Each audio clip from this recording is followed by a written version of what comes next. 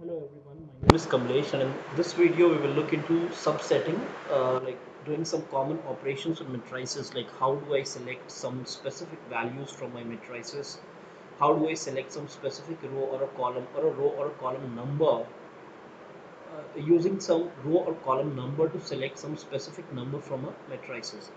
So we will look into each of the commands one by one. But before that, let's just look into the last array that we last matrix that we worked on.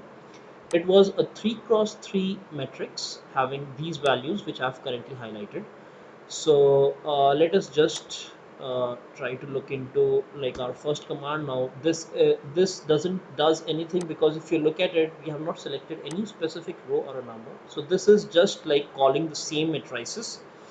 Now I select the second row and select the second column from this one, and it gives me 43. So if we look into the our original matrix, our second row and second column gives us the number 43.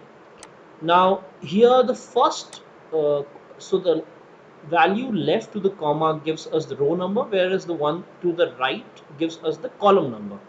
So here, because I have only specified the row number, it should only give me the second row completely. So if you look at it, it's giving me as output the second row from my matrix saved, that is student marks underscore 1.